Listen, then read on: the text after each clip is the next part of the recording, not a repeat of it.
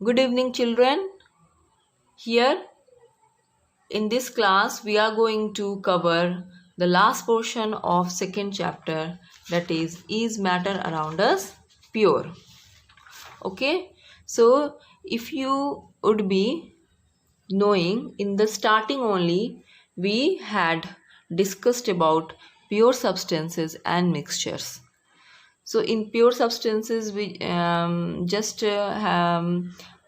studied about its definition, and then we moved to the mixtures, and then we discussed mixtures, its types, its properties, and different separation method. So today now we will have to study about the pure substances. So what is pure substances? Pure substance is a single form of matter and consists of single type of particles. That means what? Single type of particles means whatever the constituent particles are present in a pure substance are not just mixed. They are combined chemically to form a single matter. Okay? Unlike mixture, because mixture is constituted by more than one type of pure substances just mixed together, just spread together, and they are not combined chemically to form a single form of matter. But pure substances are called as single form of matters.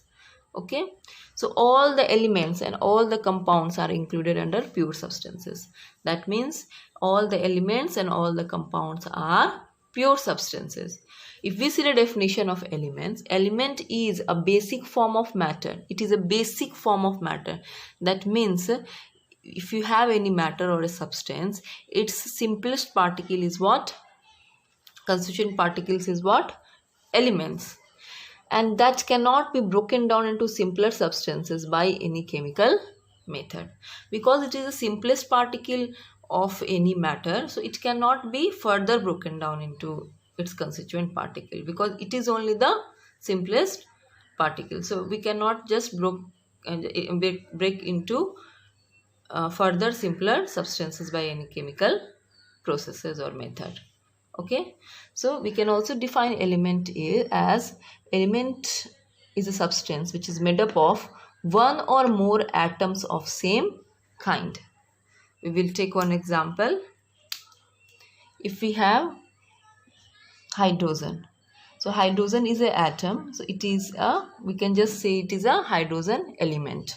Okay, so if we add one more hydrogen here, it becomes H2. This is also hydrogen element only. Okay, but this is one hydrogen atom, and this is because made up of two hydrogen atoms. So you can just say it is one molecule of hydrogen atoms. Okay, it is one molecule of hydrogen element, like that. That is why the definition is like that. Element is made up of one atom or more than one atom of same kind. So atoms, if you are combining, are of same kind, then it come under element only. Other example also we can just take. If we, this is what? Oxygen here. So it is an atom, oxygen atom. If we combine one more, it becomes one molecule of oxygen, but it is still a oxygen element only. And if we combine one more oxygen, it becomes ozone. So it is also element only. Okay, so element, again I am just reading this one. Element is made up of one or more atoms of same kind. If you have one atom or more than one atom of same kind, it means if you are combining the same kind of atom to that atom, so that all come under element only. Just like I just said you, this is hydrogen atom, it is an element. It is a hydrogen molecule because it is made up of two atoms, but it is also a hydrogen element only. And you have oxygen atom as element and oxygen molecule or ozone. They are all what? Element. Okay, elements only. Now Robert Boyle, he was the first scientist which actually used the name element, and afterwards one more scientist whose name was Anthony L.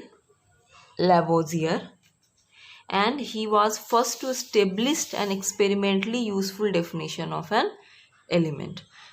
That means Robert Boyle used the name element, and Anthony L. Lavoisier did his experiment through that element, and experimentally he showed that okay, this is called as the element. So these two scientists have great contribution towards that. Okay, now if we see elements, elements are divided into three types, that is metals, non-metals and metalloids. So you can have different types of atom, different kinds of atom in the surrounding. Some elements are called as metals, some elements are called as non-metals, and some elements are in the form of metalloids. Okay, so in class 8 you have studied in details about the metal, non-metals and metalloids. Here also you have to just revise that thing. Okay, you have to recapitulate those things whatever you have studied in your previous year classes. Okay, so elements, in elements first is metals. So some of the elements are in the form of metals in the surroundings, in the environment. So what are the metals? How we can define metals? Metals are those substances which have a specific physical and chemical properties in it that differentiate it from non-metals and metalloids. So what are its properties? So here we will see just the physical properties of matter. Means by physically how can we just recognize okay, this substance is a metal. Okay, so metal is generally observed by its metallic luster. You know what do you mean by luster? Luster means shine. So metals have its own, or you can say its natural shine in it. Okay, they have metallic luster like gold, silver, iron. They have some type of shine that is called as lustrous thing. Okay, so metals have its metallic luster. They have its natural shine in it. Okay, they are silvery gray in color, or they can be golden yellow color, as I just told you, gold, silver, iron, all that, aluminium, etc. Now they have thermal and electrical conductivity. What do you mean by thermal and electrical conductivity? That means all the metals are very good conductor of heat and electricity. Means they are very much able to conduct heat. Thermal means what? Heat and electricity. Okay, so if you can have different metals, you have different several metals in the environment, and their conductivity also differs. Some are very good conductors, some are not very good conductors. Okay, now the next one is they are ductile in nature. What do you mean by ductile? They show one property called ductility. You'd have studied. So what do you mean by ductile? Ductile means the metals are, they are able to be drawn into thin wires. Okay, so ductility means it is a property of metal to be drawn into thin wires. As you have studied that we can just draw the wire of copper, aluminium, iron, even gold. Okay, if you see the ductility, the gold has the best ductility actually. Okay, now second one is malleability. So metals are generally malleable in nature. So what property is malleability? Malleability is a property of a metal to be hammered into thin sheets. That means if we hammer the metal, it will not break. They are not, because they are not brittle, they are malleable. If we hammer it, it keeps spreading itself, and you can just see that after hammering for long, we can get the sheet of that metals. Okay? That's why you can have different sheets of iron, aluminium, Okay, now they have sonorous sound. They have sonorous sound means they have a ringing sound. How they produce ringing sound? When the metals are hit by any substance, or when they hit on any substance, they just bring one ringing sound that is called as the sonorous sound. So they show the property of sonorosity. The property is what? Sonorosity. It is a ringing sound when hit or when are hit by any substance. Okay. Now, metals are generally reactive in nature. As I told you, they are not stable. So if they are reactive, so they have the tendency to combine with its surrounding substances. That is why most of the metals are found in combined state. That means if you have iron, so I cannot just get iron in the surrounding alone. Alone means iron, just iron you cannot get it from the surrounding. It has many substance mixed in it. They are in the form of iron sulfide, iron oxide, iron pyrite and all that. Okay, so you have to, that's why we just say that iron is present in the form of ore. So from ore we just refine the iron, because iron we cannot just expect the iron in its native state. So some of the metals which are not reactive, they are noble in nature, and they can be just exist in the native state. Native state means free state, like gold, platinum. They are very unreactive towards other substances, so they are generally present in the native state or free state. That's why we say that metals are found both in native as well as combined state. Native means they are not combined with any, they are just in the environment in free state only. And combined state means the metals are combined with certain substances. Okay, and for that only if we have to get that metal isolated, then we have to do various extraction processes. Okay. Now there are some metals like cesium and gallium. They have very low melting point. Generally metals have high melting and boiling point, but cesium and gallium are the exceptions, because they have very low melting point, because they melt just above the room temperature, that is about 30 degree Celsius. Okay, if you see the metals, I have written some of the metals based on its decreasing reactivity. So if you see the up one, potassium is potassium is more reactive. Okay, most reactive you can say. Potassium is most reactive element. And then sodium, then calcium, then magnesium, then aluminium, zinc, iron, then tin, lead. In between I just put hydrogen to differentiate. Then copper, then silver, then gold, and then platinum. That means platinum is the least reactive metals among the metals. Okay? Even gold also, they are also very unreactive towards the surrounding substances. Okay, but generally metals are found in solid state. Okay, but there is one liquid metal also, that is called mercury, which is liquid at room temperature.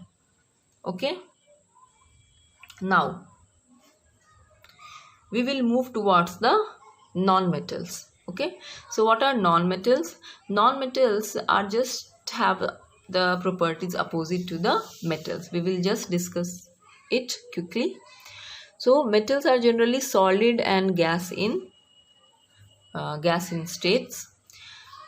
So gas, hydrogen, oxygen, nitrogen, argon, they are all what? They are all non-metals. And you have different solid also which are non-metals, like carbon, phosphorus, iodine, fluorine and all. Okay, but you have one liquid non-metal also as metals. What is that? Bromine. Bromine is liquid at room temperature and it is a non-metal. Now it displays variety of color. As metals have their metallic luster and they are silvery gray, golden yellow color. like that, non-metals also displays varieties of color in it. Okay, now they are poor thermal and electrical conductors. Unlike metals, they are poor conductors of heat and electricity. But you have an exception in non-metal, that is graphite. Graphite is a allotrope of carbon. It is one form of carbon. Carbon is a non-metal, so graphite is also made up of carbon only. It is a form of carbon, but graphite shows the good conductivity, thermal and electrical conductivity. Okay, though it is a non-metal, but still it shows the thermal and electrical conductivity. Now generally non-metals are non-lustrous in nature, but they have, again you have exception, that is iodine. Iodine have its own natural shine, and so we can just say that iodine has its luster in it, and it is one of the exception of non-metal. Now non-metal are non-sonorous. They do not produce any ringing sound when hit to the other substance, or when they are hit by the any material or substances. So they are non-sonorous in nature. Then they are non-ductile and non-malleable. That means they cannot be drawn into thin wires, or they cannot be hammered into thin sheets. They are brittle in nature. When we hammer the non-metal, it will break down into its different pieces. Okay, they are rigid and are brittle in nature. Okay. Now you have different non-metals like carbon, oxygen, nitrogen, chlorine, bromine, iodine, fluorine, etc.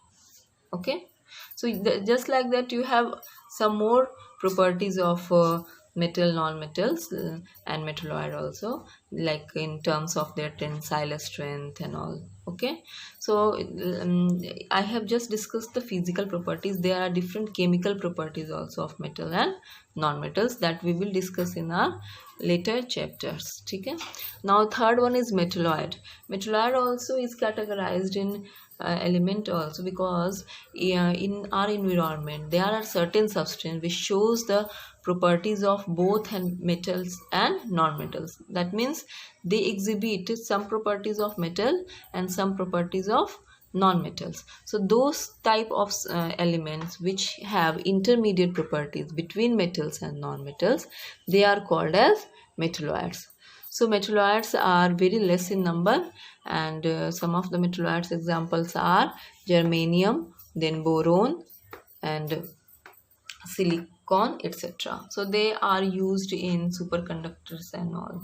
Okay, semiconductors, sorry, they are used in semiconductors. Okay, so that was about your metals and non-metals. Now you have certain things also that you should know. That is, in total if you see, there are about 119 elements are known till now.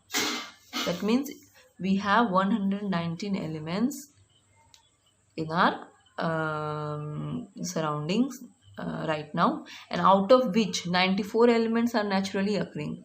94 are naturally occurring. Just we get these elements in our surrounding and environment only, and 24 we have made it in laboratories, and so these elements, 24 elements, are synthetic in nature. The total of 119 elements are there with us. Okay, they are known with us. Okay, now out of that 11 elements are gas at room temperature. Out of 119 elements, 11 elements are gas at room temperature.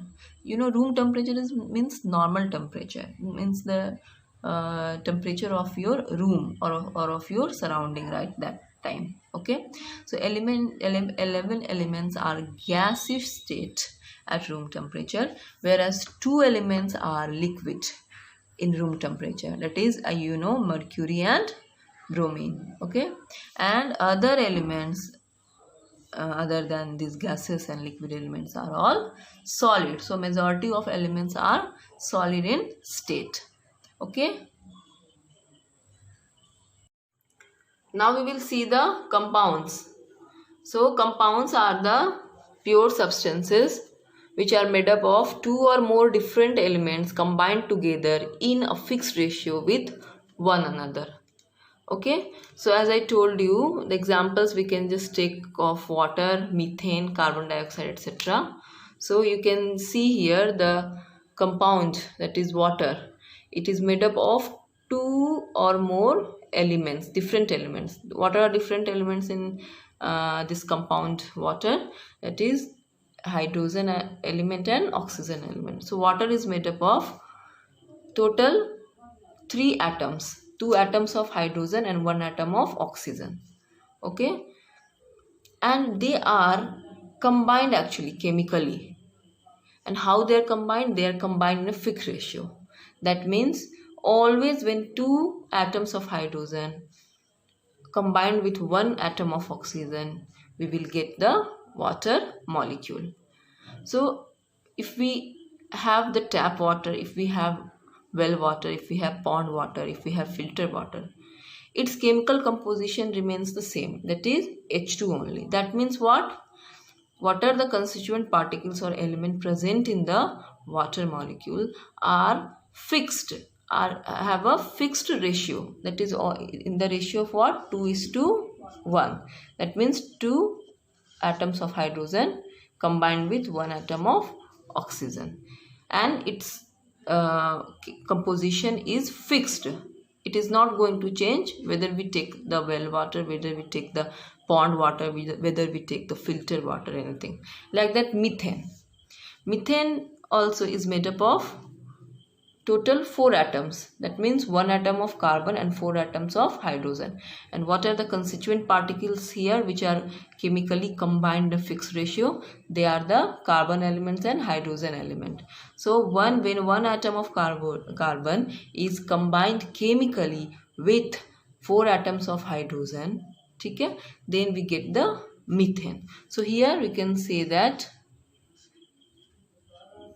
in terms of atoms, it is in the fixed ratio of 1:4.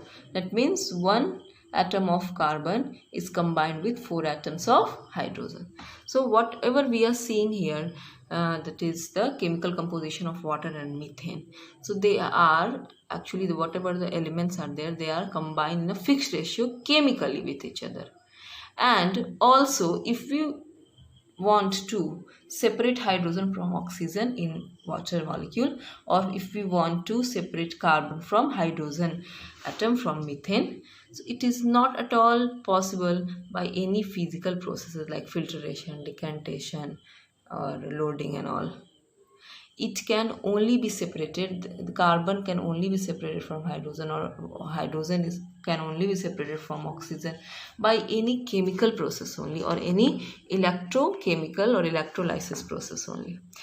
So we can just say that all the compounds are combined in a fixed ratio, okay, and they can be broken down into elements by electrochemical reaction or any chemical reaction only, because physical processes or physical techniques are not going to work here. Okay, that is about the compounds. So now we have discussed about the pure substances and its types, that is element compounds, and different types of elements like metal, non-metals and metalloids. Now we will see one activity to just observe the properties of elements and compounds and mixture, and after that we will have to differentiate. Now we will see one activity here, and this activity will help you to understand compound and mixture more clearly. Okay, so in this activity we have taken 2 china dish and we have made 2 groups. Okay, so in one group we have the china dish. In that we have added 5 grams of iron fillings and 3 grams of sulfur powder. And in second group also we have taken 5 grams of iron fillings and 3 grams of sulfur powder. Okay, so you should be knowing that iron filling is nothing but the small pieces of iron. Okay, and you know sulfur powder is yellow in color and iron filling is grayish in color. Okay, so in next step what we do, in first group whatever we have iron fillings and sulfur powder in china disc, we will just mix it and crush it little more. Okay, and in second group also we will mix and crush iron filling and sulfur powder that we have taken in china disc. And one more thing we will do, we will start heating the mixture strongly till red hot, and then we will cool it slowly. Okay, so in first group we have just mixed the iron filling and sulfur powder. So what we have got, we have just got the mixture. So you can just see after mixing and crushing we will get the grayish yellow mixture of iron filling and sulfur. So how does the mixture look like? It will look like grayish yellow mixture. Okay, whereas if you see in group 2, after heating it strongly and cooling it slowly, heating actually undergoes the chemical reaction. When we started heating, now the whatever the mixture we had, it undergone the chemical reaction. So there was a chemical reaction happened between two materials, that is sulfur powder and iron fillings, and they form a new substance that is called iron sulfide or ferrous sulfide. Just we can see the reaction here on heating. This is the sign of heating. Okay, so on heating iron filling and sulfur, we got the new substance that is iron sulfide or ferrous sulfide, and its color and texture is totally different from the mixture whatever we had in group 1. So FeS look like black color, solid. Okay, so here the formation of compound took place, where in group 1 we have just the mixture. Okay, mixture of iron filling and sulfur powder. Now whatever the material we have, that is the mixture of iron filling and sulfur, bring the magnet near this material, that means near this mixture, and check whether attracted by magnet or not. Okay, just see whether the mixture get attracted by magnet or not. So we will see that because hence iron filling and sulfur are just mixed, so we can see that all the iron fillings get attracted and separated by magnet, leaving behind the sulfur powder.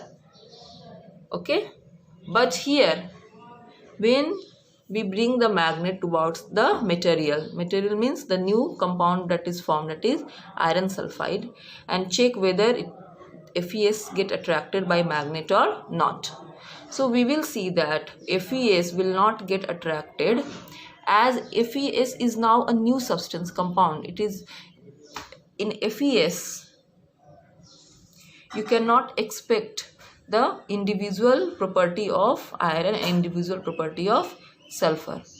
So a new substance or new compound has been formed where Fe and sulfur do not retain any more their individual magnetic property as in mixture that we saw. A new compound has totally a new property. That is why we see that magnet getting FeS getting not attracted by the magnet. Okay, so now in group 1 we have separated iron filling and sulfur powder again by bringing magnet towards them, towards the mixture. Now what we have to do is we have to divide the material, that is into two parts, and add carbon disulfide in both of them separately. Carbon disulfide is a solvent actually. So we have iron, separate iron and separate sulfur powder. So we will start adding this carbon disulfide to iron also and carbon disulfide to sulfur also separately. What we see that carbon disulfide do not dissolve iron filling in it, so and there is no reaction happening actually, and you can see undissolved iron fillings getting settled down at the bottom of the vessel, whereas when you add carbon disulfide in sulfur powder, then all the sulfur powder get dissolved in iron sulfide solvent. Here also no reaction is taking place, only the formation of clear yellow color solution, as you can see, because sulfur getting dissolved in carbon disulfide solvent, and you will get the clear yellow color solution. Okay, now we have to do same activity or the same thing with the help of dilute HCl and dilute H2SO4. How we have done with carbon disulfide, again we have to do it with dilute HCl or dilute H2SO4.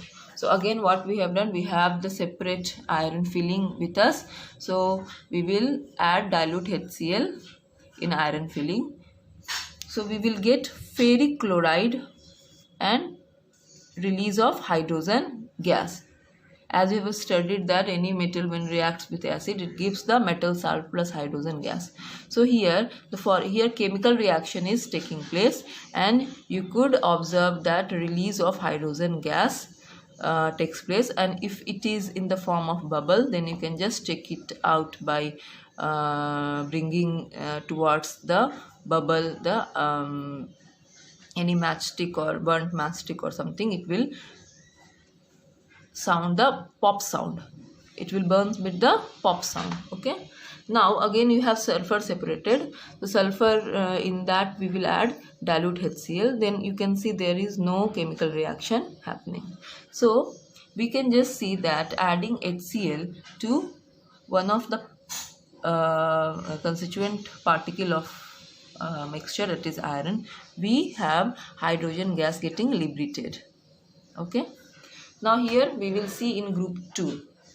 In group 2 we saw that after bringing the magnet towards the material, that is to FeS, FeS is not getting attracted to the magnet.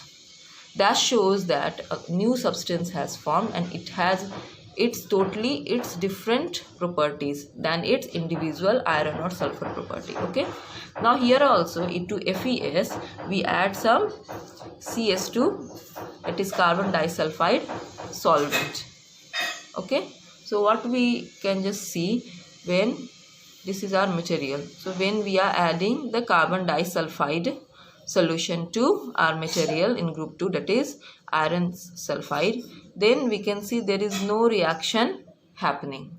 Okay, and when we'll try adding the dilute HCl to FeS, that is our material, that is iron sulfide, then we can see there is displacement reaction happening, and you can see there is a formation of FeCl2 and H2S gas. Here also you can see when you add dilute HCl to group 2 material, that is compound iron sulfide, then we can see that there is the formation of ferric chloride salt plus the liberation of hydrogen sulfide gas. What is that? Hydrogen sulfide gas.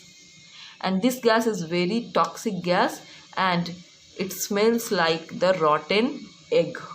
Okay, so in group first, in chemical reaction we just observe the liberation of hydrogen gas, and in group 2 we in the chemical reaction we got the liberation of, we observed the liberation of hydrogen sulfide gas.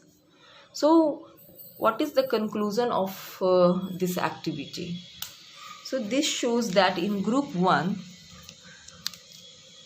we have only the mixture.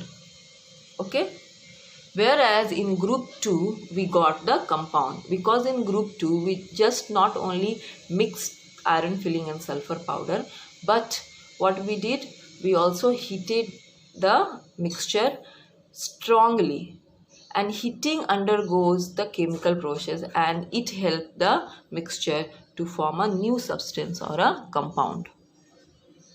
Okay, and we also saw that here in mixture, individual constituent substances, that is iron filling and sulfur powder, showed its property. But once we have heated it and we got the new compound, that is FeS, now you cannot see here the showing individual property by iron and by sulfur individually. You have a new substance getting formed, and now it has its own different properties than any mixture. Okay, so conclusion we can just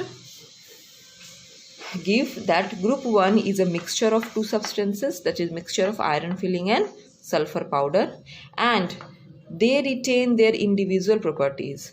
Means iron has its individual property that we saw that it shows it during the reaction, and sulfur has its individual property to show. Okay, whereas in group 2 we got a new compound, that is FeS, because in group 2 we just not mix iron and sulfur, but we also went with the heating process.